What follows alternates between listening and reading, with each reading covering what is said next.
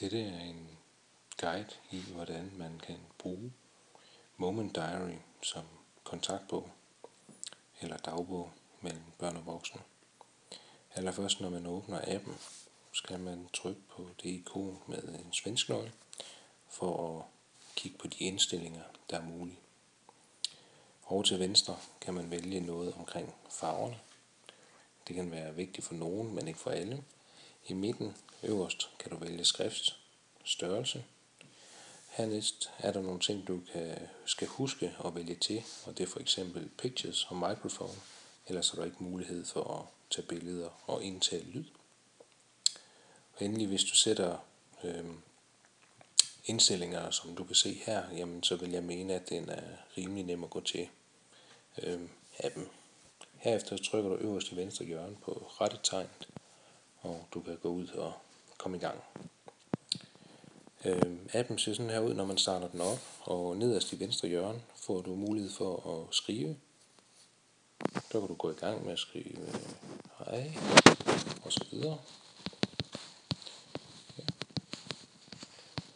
Når man er færdig med at skrive sit indlæg, så trykker man på rette tegn øverst til venstre, og den skriver selv ind dagen og tidspunktet for, hvornår man har skrevet sit indlæg. Hvis man sidenhen skal rette i det indlæg, man lige har lavet, så trykker man på datoen, altså på kalenderikonet der. Og så får man mulighed for at komme ind og skrive videre på sit indlæg. Man kan også indsætte et billede eller en film. Det gør man ved at trykke på ikonet med kameraet. Her får du den her dialogboks, og den øverste kamera, så tager du et billede her og nu, og hvis du vælger video, så tager du en video her og nu. Vælger du derimod Photo Library, så kommer du ind og får mulighed for at vælge nogle af de billeder, som du allerede har i din fotostream. Og jeg vælger lige at indsætte det her ikon på programmet. Hvis jeg så vil ind og skrive en tekst til billedet, så trykker jeg igen på kalenderikonet ud for billedet. Og nu kan jeg skrive, her er et ikon for programmet. Og så skal vi vist lige have rettet. Sådan. Og trykker på fluebenet. Sådan der. Hvis jeg vil indsætte en video, så går jeg igen ind i Photo Library, og så kunne jeg vælge en video i stedet for. Så vil den lige komprimere den.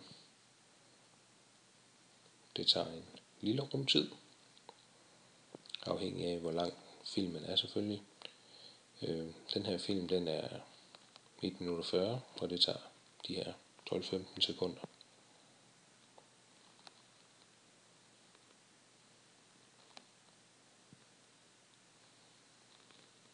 Sådan der. Så har man fået indsat en video. Endelig, sidst men ikke mindst, kan man også indtale noget lyd. Kommer en dialogboks frem, og nederst i venstre hjørne burde der have været en rød knap med en optag, men den er altså hvid og rund. Den trykker du på, og så går den i gang med at optage lyd. Trykker på stop igen, når du er færdig. Flueben øverst til venstre, og du er tilbage. Jeg kan selvfølgelig også skrive en tekst til, hvis man trykker på kalenderikonet ud for. Her er en lille optagelse.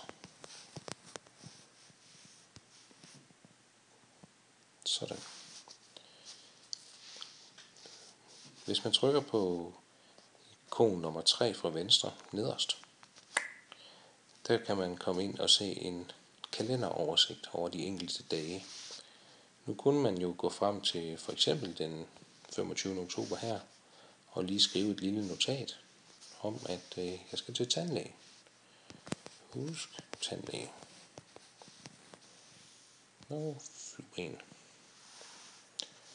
Nu står den jo som, hvis man kigger på den, som 0000, og det er jo ikke det rigtige tidspunkt, så jeg går lige ind og trykker igen på torsdag her, og trykker på datoen, hvor der står 25. oktober. Nu får jeg mulighed for at sætte tidspunktet på, hvornår jeg skal til tandlæge. Og det var så klokken 13.30. Og vælger fluebenet øverst i venstre hjørne igen. Sådan. Det vil sige, at næste gang man går ind og kigger i kalenderen, så kan man, selvom man er lidt frem i tiden, altså se, at den dag skal man ikke til tandlæge. Det giver sådan en god oversigt, og man lægger mærke til, at der er en sort prik de dage, hvor der er et indlæg. Det var faktisk det, der var at sige om, hvordan man kan bruge denne Moment Diary som kontaktbog sammen med et barn. Jeg håber, at vi får rigtig meget glæde af den.